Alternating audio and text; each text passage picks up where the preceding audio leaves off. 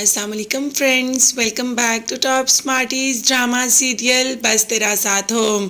अंसा तो अनस के लिए इतना खूबसूरत वॉलेट लेकर आती है। अब अनस अंसा की इतनी मेहरबानी कैसे झेलेगा। मतलब वो तो मेहरबानियों के बोझ तले दबता ही जा रहा है। पहले उसको जेल से रिहा करवाया, फिर उसी के लिए असाइनमेंट बनाई और अब उसके लिए वॉलेट। अंसा जो कि अनस को स्पेशल फील करवा रही है और अनस को फील भी हो रहा है जैसे कि वो थोड़ा स्पेशल हो।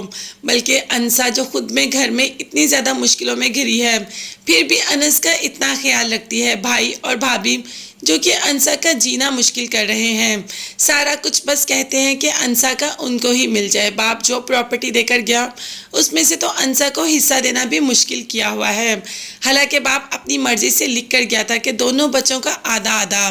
अब भाई अंसा को हिस्सा नहीं देना चाहता तो भाभी ने कहा कि कोई ऐसा तरीका ढूंढे कि अंसा को हिस्सा ना देना पड़े।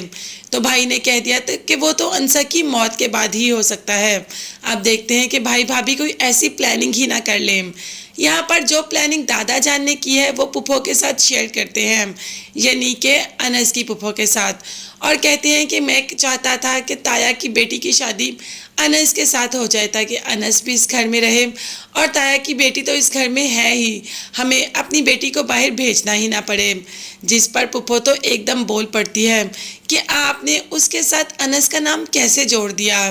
कहाँ वो और कहाँ अनस। वो अनस के लेवल की बिल्कुल भी नहीं, नकचड़ी और बदतमीज़।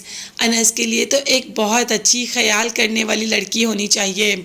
अब ये सारा कुछ वो मैडम तो सुन ही रही थी और जाकर अपने बाप के गोश गुजार कर दिया कि पुप्पो मेरे बारे में ऐसी बातें कर रही थी। जब दादा जान ने उनसे मेरे और अनस की शादी का जिक्र किया तो वो कहती हैं कि मैं अनस के काबिल ही नहीं, मैं अनस के लायक ही नहीं, मैं बहुत बदतमीज़ और नकचरी हूँ। तो बस बाप तो जैसे ही अपनी बेटी की बुराई सुनता है फौरन से पहले पहुंच जाता है बहन के पास और कहता है कि मुझे तुमसे ये उम्मीद नहीं थी। जिस पर शीरी ने कहा कि मैंने ऐसा क्या किया जो तुम ऐसी बात कर रहे हो।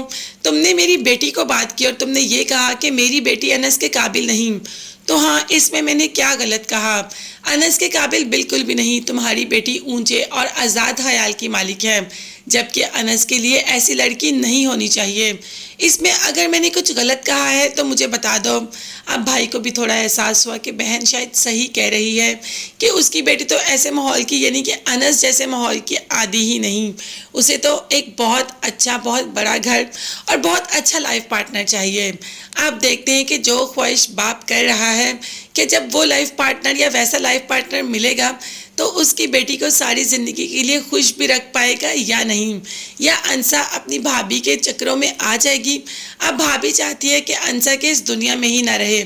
आप देखते हैं कि ये कहानियाँ कैसे आगे मूव करती हैं। मगर तब तक के लिए चैनल को सब्सक्राइब कीजिएगा। नेक्स्ट वीडियोस तक के लिए अल्लाह हाफिज़, bye bye and take care.